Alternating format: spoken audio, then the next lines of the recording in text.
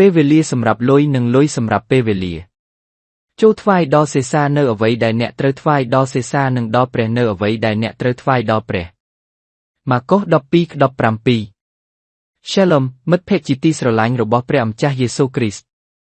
តាមវិធីខ្លះខ្ញុំភ្ញាក់ផ្អើលពេលដឹងថាលុយនិងពេលវេលាបានក្លាយជាទំនិញសំខាន់បែបនេះទោះជាយ៉ាងណាក៏ដោយអ្នកទាំងពីរក៏បង្ហាញពីបញ្ហាធំមួយផងដែរដែលយើងប្រើប្រាស់ពេលវេលាដ៏មានតម្លៃរបស់យើងធ្វើការដើម្បីរកប្រាក់បន្ទាប់មកចំណាយរបស់យើងដើម្បីរីករាយនឹងពេលវេលាវិស្មការរបស់យើងកម្រមានទល់ឲ្យភាពទាំងពីរណាស់ខ្ញុំសូមអញ្ជើញលោក Tracian Suhartopi Badaravajawalanya Santara Baroness មកជាមួយការសរសើរនៃគ្រួសារដ៏ស្រស់ស្អាតនៃអាយុ Kizia Badarakese ដើម្បីលើកការសរសើរដូចខាងក្រោម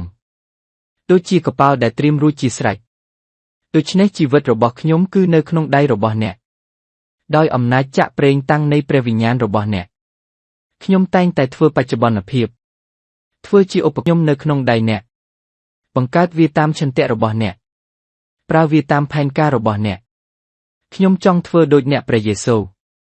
តែងតែល្អឥតខ្ចោះក្នុងគ្រប់មធ្យោបាយរបស់ខ្ញុំ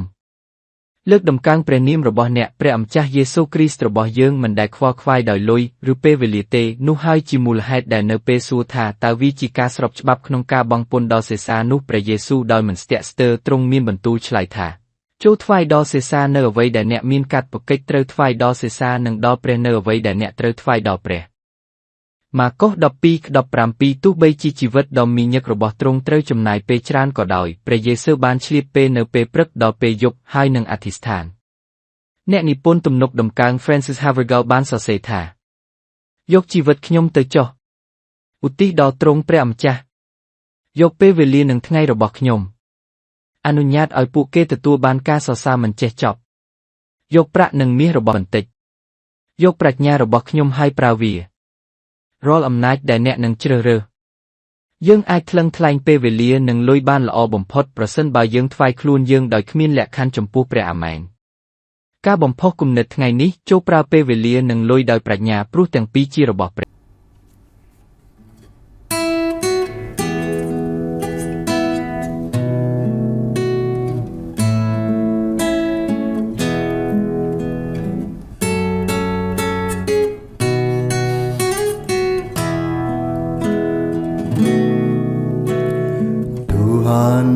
Ku mau menyenangkan-Mu Tuhan bentuklah hati ini jadi bejana untuk hormat-Mu cemerlang bagai emas murni Tuhan, ku serahkan hatiku Semua ku berikan padamu Kuduskan hingga tulus selalu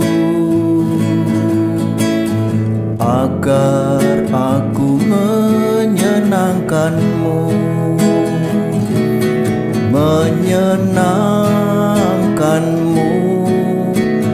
senangkan-Mu Hanya itu kerinduanku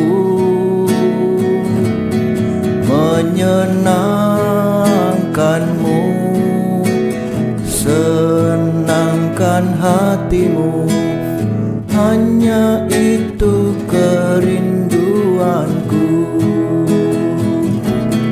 Menyenangkan-Mu, senangkan-Mu Hanya itu kerinduanku Menyenangkan-Mu,